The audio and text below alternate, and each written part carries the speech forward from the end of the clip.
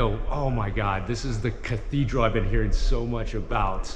This is something like no other place in the world. Talk to me a little bit about it. Yeah, it's unique. Look, we can hold 28 single farm batches in one facility here, all from a different single farm, all with its own unique terroirs. As you can see here, we have Michael Kinsela's batch, 120 ton of his barley stored here. And behind us here we have Andrew MacDonald. Yep. So what happens is at harvest time, the barley comes to the merchant here, the Ennis and John Dalton's facility. It goes through a drying system. So the moisture from the farm would be around 30%, and you need to get that down to about 10 to 15. And it goes through the drying system, and we have conveyor systems here to bring it from the dryer, and then the batches go into single bays. I mean, each bay has its own conveyor system. Yeah. Wow. And then when you want to remove the batch out from the cathedral, lorry comes in, we take out the concrete bases here, they come up, and then the truck comes in and takes the barley out and into the trailers, and then off to the malting process. Wow. William Masterson, he's down in County Wexford, so we have a lot of Wexford growers as well. The bays that are empty here are already batches that have gone into the distillery. So normally what I would do is I would take in maybe 5 or 6 single farms with the same variety.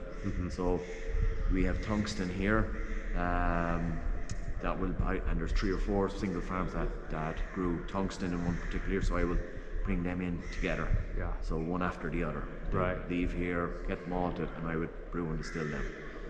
Okay. And now, so looking at this empty bay over here, like, I mean, how many tons does each bay hold? About 120 ton it would hold. The malting facility, the Bobby plant up in Minch Malt, requires the minimum of 90 ton there, so we bring in 120 ton just to make sure we have enough grain. The surplus amount is just put back into the general consumption of barley. So we would need anything between 90 and 100 ton.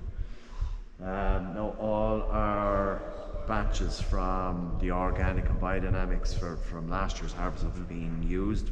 They've gone through the malting process, they have gone through brewing and distilling. So what we've left is all our conventional batches in here. It's a very unique facility.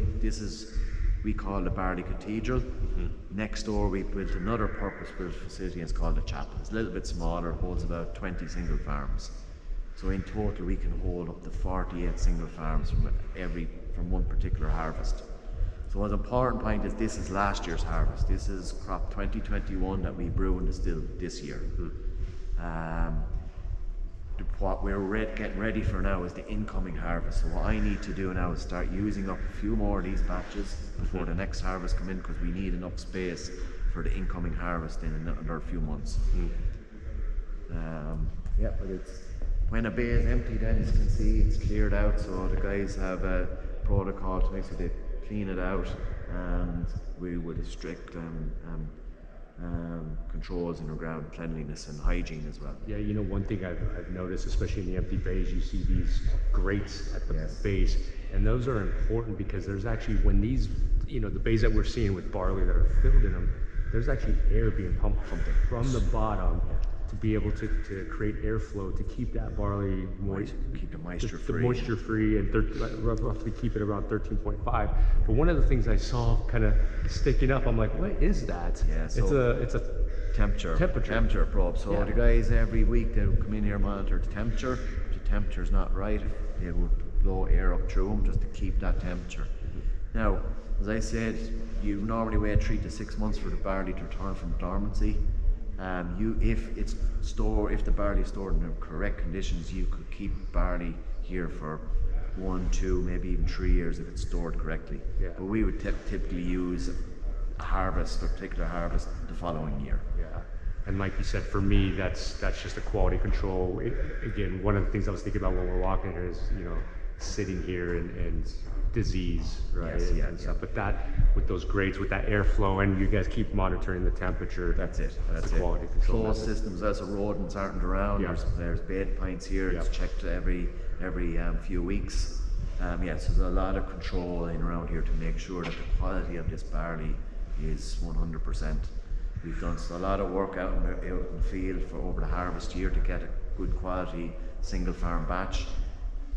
The guys here at Dalton's ensure that the quality stays 100%, and then through the malting, the quality is also monitored, as well as brewing and distillery. But yes, this is very, very unique what we have here. We would not be able to do what we're doing.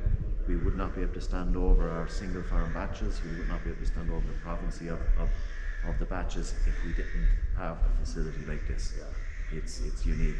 And our partners at Minch Malt up in Athy, they also have a specific bobby plant that allows us to malt these separate batches, which is very, very unusual as well. Like normally in the malting process, you are malting massive tons of batches together, maybe up to 10 ton even, thousands of tons in one malting. Big varieties that will then be sold to the industry, either brewing or spirit industry. So we were lucky enough that they had a small bobby plant, test plant, that caters for our 100 ton batches. I think that